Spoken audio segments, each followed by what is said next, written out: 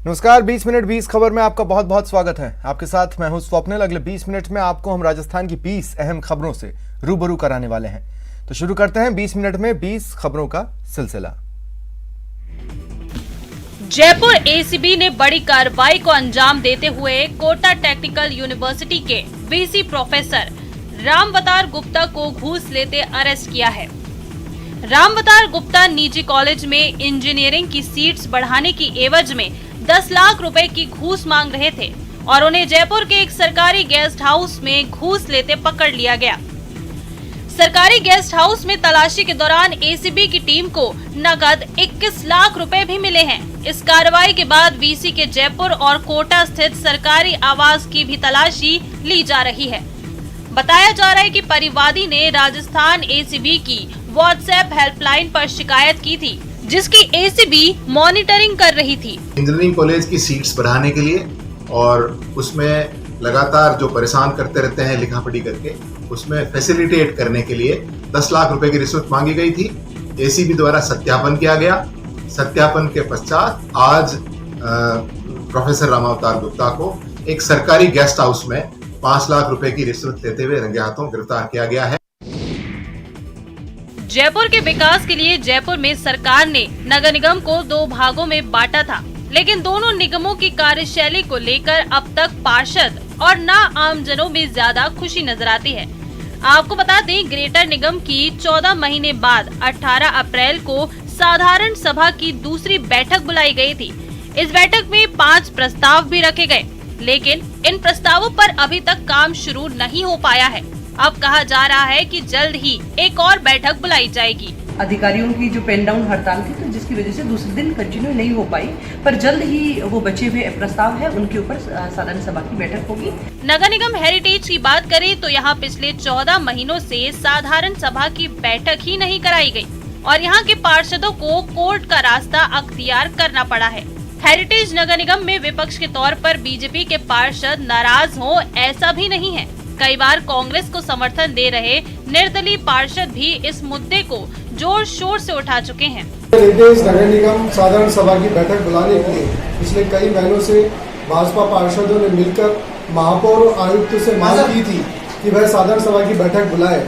नगर पालिका एक्ट के तहत दोनों को नोटिस भी दिया था, किंतु दोनों ने किसी प्रकार की बैठक समयावधि में नहीं बुलाई।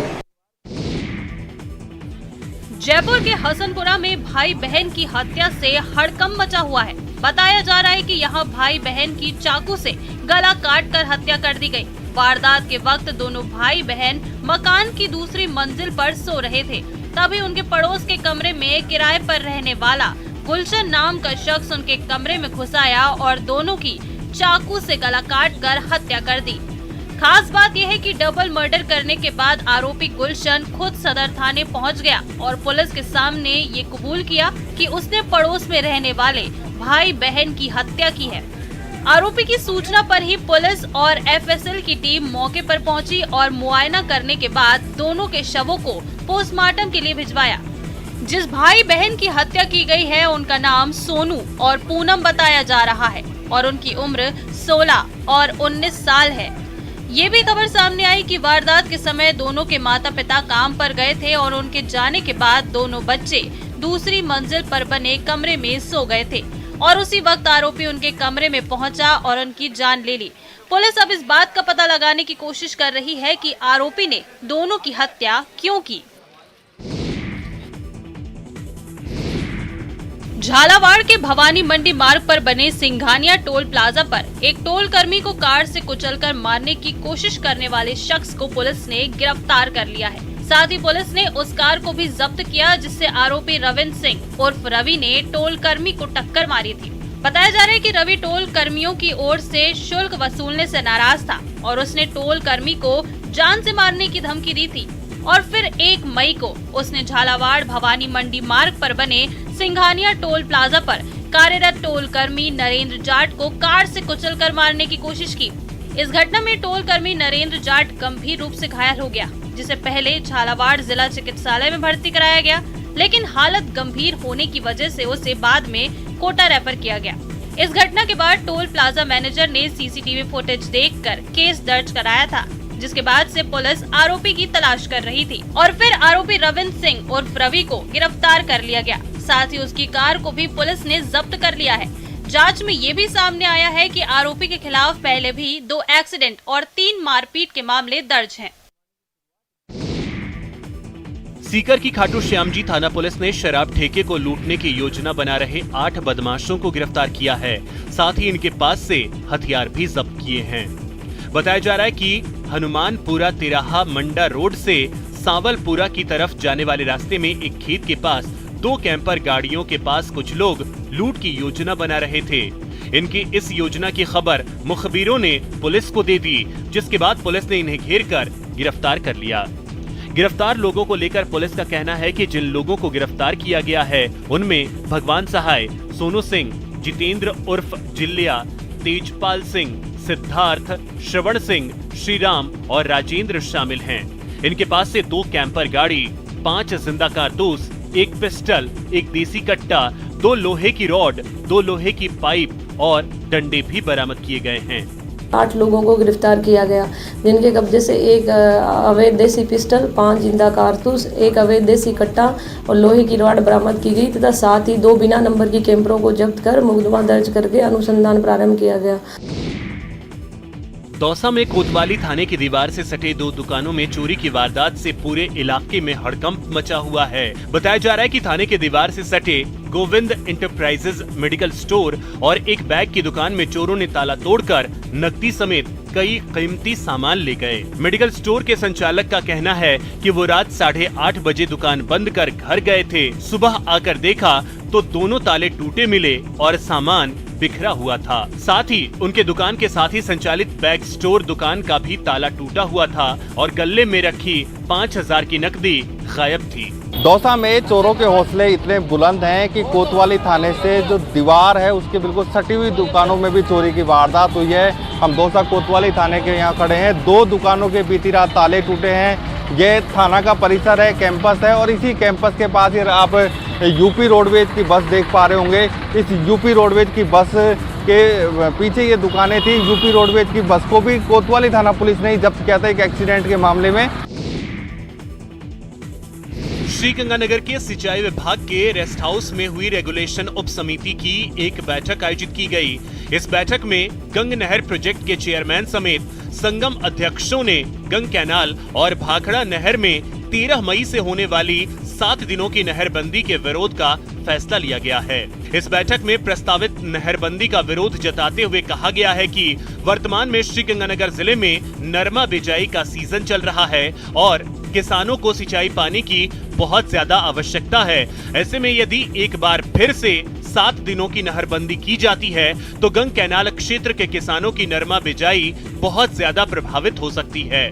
दरअसल हाल ही में भाखड़ा ब्यास मैनेजमेंट बोर्ड की एक बैठक हुई थी। इसी बैठक में सतलुज में जमा गंदे केमिकल युक्त प्रदूषित पानी को बाहर निकालने के लिए और उसे पाकिस्तान की तरफ भेजने के लिए नहरबंदी का फैसला लिया गया है और ये लोग उसी का विरोध कर रहे हैं। सिरोही में 17 सूत्री मांगों को लेकर सैकड़ों किसानों ने रैली निकालकर जिला कलेक्ट्रेट का घेराव किया। खास बात यह है कि किसानों की इस रैली का नेतृत्व किसान नेता लुम्बाराम चौधरी ने किया। उनके नेतृत्व में 50 ट्रैक्टरों के साथ सिरोही के मुख्य चौराहों से किसानों ने आक्रोश रैली निकाली और फिर कलेक्ट्रेट का घेराव करके आंदोलन किया। बताया जा रहा है कि सिरोही में जिस तरह से बिजली कटौती की जा रही है उसकी वजह से पानी की किल्लत है और उसी की वजह से किसान आंदोलन कर रहे हैं। इस आंदोलन के तहत किसानों ने 17 सूत्री मांगों को लेकर विशाल रैली का आयोजन किया और कलेक्ट्रेट पर मटका फोड़ प्रदर्शन भी किया। इन किसानों की मांग है कि उन्हें जल्द से जल्द माही डैम का पानी उपलब्ध कराया जाए ताकि उनकी फसल बर्बाद न हो। कलेक्टर साहब ने हमें आश्वस्त किया है कि 10 दिन के अंदर जो बीमे के पैसे वो 10 दिन के अंदर किसानों के खाते में। दूसरी बात, हमने माई और भतीजा के लिए जो हमने निवेदन किया उन्होंने कि मैं अभी से कल का कल दोनों बंदों के दोनों कार्यों के लिए डियर लेटर सरकार को लिखूं।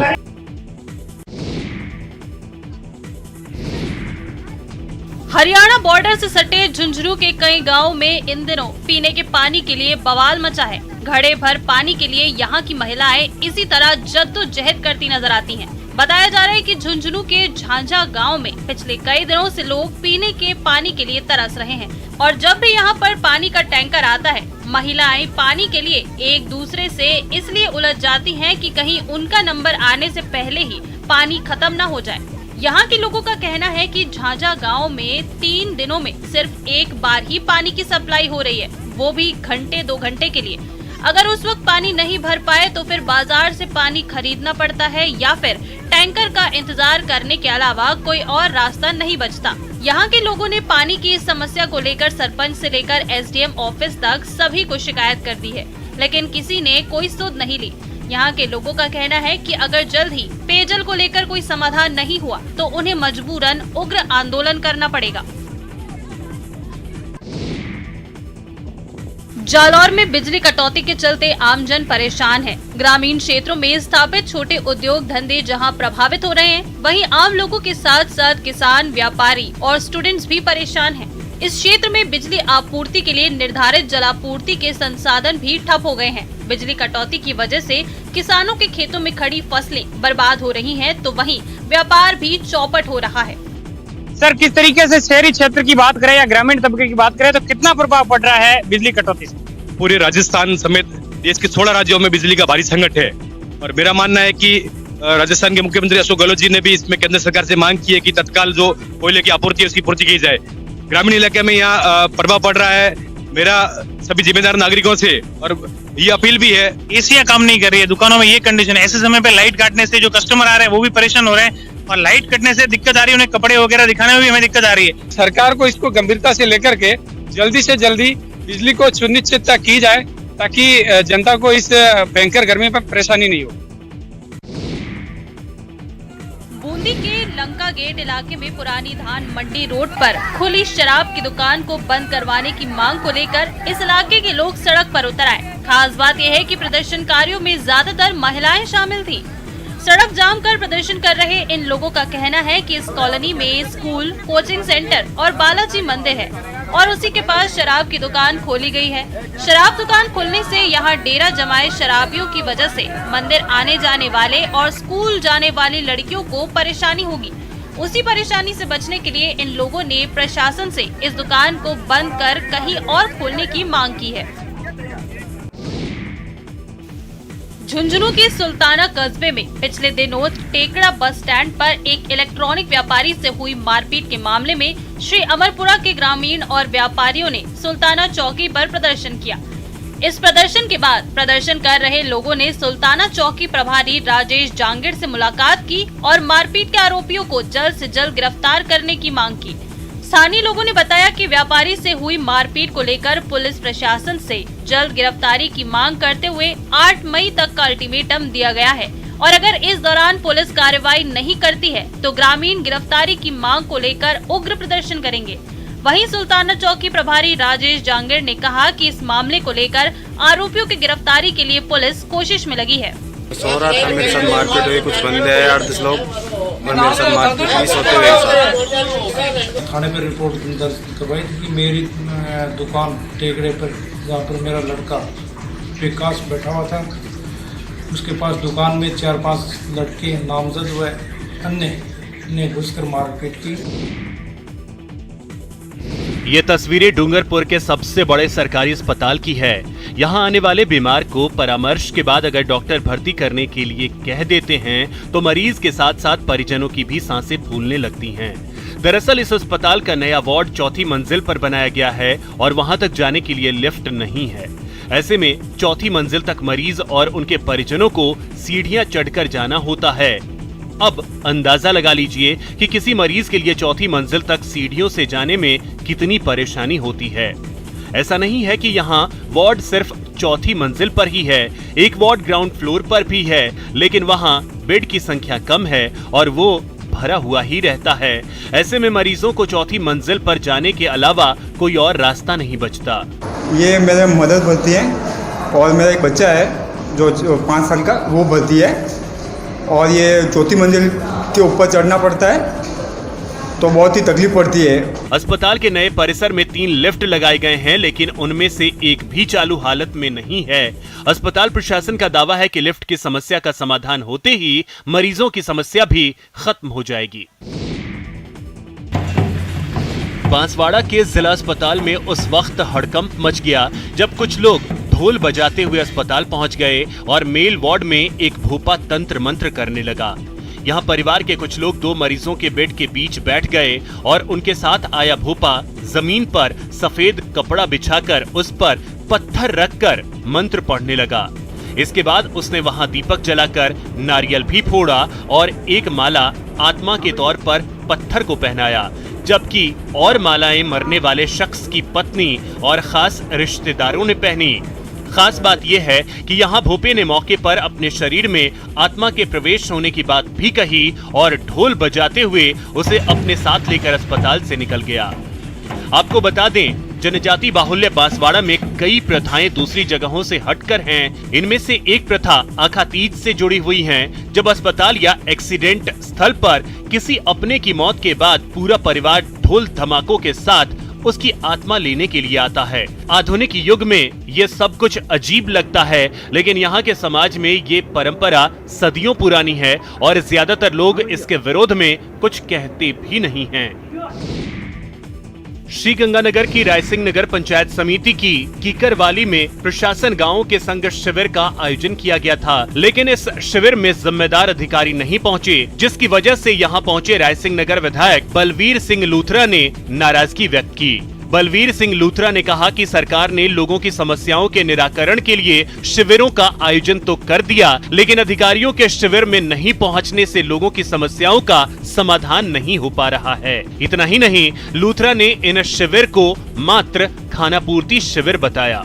जो प्रशासनिक अधिकारी हैं, मैं तो यहाँ एसडीएम था जब मैं आया, मैं तहसीलदार भी थे, मैं बीडीओ थे। ये जो कैंप मात्र एक औपचारिकता है, किसी प्रकार की यहाँ काम नहीं हो रहे। जिला परिषद के डायरेक्टर भी है, सभी अपना काम करवा रही है, बढ़िया काम हो रहा है। पट्टे जारी किए गए हैं, उनको जॉब कार्ड भी जारी किए गए हैं। खाद्य सुरक्षा के जो फार्म भरे गए हैं वो साइट बंद होने के कारण नहीं भरने जा सके। सब बढ़िया काम कर रहे हैं। कोटा के डीआरएम कार्यालय के रेलवे कंट्रोल रूम में 6 फीट लंबा सांप मिलने से हड़कंप मच गया। इस सांप को देखते ही कर्मचारी अधिकारियों में अफरा तफरी मच गई। इसके बाद कर्मचारियों ने तुरंत निगम के स्नेक कैचर गोविंद शर्मा को सूचित किया, जिन्होंने मौके पर पहुंचकर बड़ी मशक्कत के बाद सांप का रेस्क्यू किया। बताया जा रहा है कि ये सांप कंट्रोल रूम कार्यालय के अंदर शौचालय की गैलरी में घुस गया था, जिसकी वजह से इसे पकड़ने में स्नेक कैचर को भारी मशक्कत का सामना करना पड़ा। 6 फीट लंबे इस सांप को पकड़ने के बाद जंगल में छोड़ दिया गया। उसके बाद ही अधिकारियों कर्मचारियों ने राहत की सांस ली। धामन प्रजाति का सांप काफी बड़ा था, 6 फीट लंबाई थी। वो कंट्रोल रूम में कुछ कर्मचारी काम कर रहे थे, वहाँ पे कोई ऑफिस का दरवाजा था, दरवाजे की दरज के अंदर घुसा हुआ था। काफ़ी मशक्कत करने के बाद में मैंने उसको निकाला और निकाल के मैंने तुरंत उसको जंगल में रवानगी दी। पुलिस से बचने के लिए शराब तस्कर अब नए नए तरीके निकालने लगे हैं। कुछ इसी तरीके से शराब तस्करों ने शराब तस्करी की कोशिश की, लेकिन डूंगरपुर की बिछीवाड़ा पुलिस के सामने शराब तस्करों के तरीके फेल हो गए। मुखबिर की सूचना पर बिछीवाड़ा पुलिस रतनपुर बॉर्डर पर नाकाबंदी कर गाड़ियों की जांच कर रहे थे। इस दौरान उन्होंने गुजरात नंबर का दूध टैंकर आता हुआ देखा। पुलिस को शक होने पर टैंकर के ऊपर चढ़कर ढक्कन खोल के देखा तो दूध की जगह पेटियां भरी हुई मिली। पुलिस ने अंदर उतरकर देखा तो पेटियों में शराब की बोतलें भरी हुई थी। इसे लेकर टैंकर के ड्राइवर ने चुप्पी साध ली, जिसके बाद पुलिस ने शराब के साथ टैंकर को जब्त कर लिया और उसमें रखे 126 पेटी शराब भी जब्त कर ली। बताया जा रहा है कि पुलिस ने जो शराब जब्त की है उसकी बाजार कीमत करीब 11 लाख रुपए है। पुलिस ने एक्साइज एक्ट में केस दर्ज करते हुए टैंकर के ड्राइवर को भी गिरफ्तार कर लिया है। बीकानेर में राजस्थान राज्य प्रदूषण नियंत्रण मंडल की ओर से सिंगल यूज प्लास्टिक के खिलाफ चलाए जा रहे अभियान के तहत एक कार्यशाला का आयोजन किया गया। इस कार्यशाला में जिला कलेक्टर भगवती प्रसाद कलाल ने सभी लोगों से सिंगल यूज प्लास्टिक इस्तेमाल न करने की अपील की और कहा कि 1 जुलाई से यहां सिंगल यूज प्लास्टिक के सभी उत्पादों के विनिर्माण, आयात, भंडारण और विक्रय पर प्रतिबंध लगा दिया जाएगा। उन्होंने कहा कि ऐसे में इनका उपयोग करने पर सख्त कार्रवाई की जाएगी, लिहाजा लोगों को अभी से सिंगल यूज प्लास्टिक इस्तेमाल बंद कर देना चाहिए ताकि 1 जुलाई के बाद उन्हें किसी तरह की परेशानी का सामना न करना पड़े। ये कार्यशाला एक अवेयरनेस कार्यशाला है जिसके माध्यम से विभिन्न प्रतिभागियों, चाहे वो सरकारी हो चाहे निजी क्षेत्र के हो, एक अवेयरनेस उनके बीच में जनरेट की जाएगी ताकि आने वाले समय में सिंगल यूज प्लास्टिक से पर्यावरण को होने वाले नुकसान से बचाया जा सके। झुंझुनू के टाई गांव की चर्चा इन दिनों एक लोटा घी की वजह से आसपास के इलाकों में खूब हो रही है और इस घी को देखने के लिए दूर दूर से लोग यहां आ रहे हैं। बताया जा रहा है कि तस्वीरों में दिखाई दे रहा ये छोटा सा लोटा एक मठ की खुदाई में बाहर निकला है। झुंझुनू जिले के टाई गांव में ये मठ 2000 साल से भी ज्यादा पुराना है। ग्रामीणों के मुताबिक इस मठ की शुरुआत एक रेत के टीले से हुई थी, जिसके आधार पर ही इस गांव का नाम टाई रखा गया। करीब 105 साल पहले इस मठ का ईंट, पत्थरों और मिट्टी से निर्माण करवाया गया और उसी दौरान इस मठ के शिखर में घी के इस लोटे को अच्छी तरह से बंद करके रख दिया गया।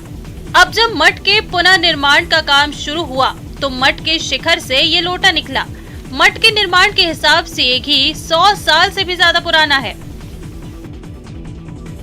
ये घी तो है 100 साल पुराना और मठ है 2500 साल पुराना।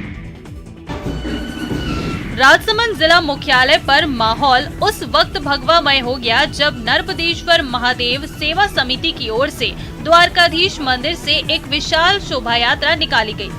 ये शोभा यात्रा 100 फीट रोड स्थित देव हेरिटेज चौराहे पर पहुंची और यहां से एक विशाल कलश यात्रा रवाना हुई।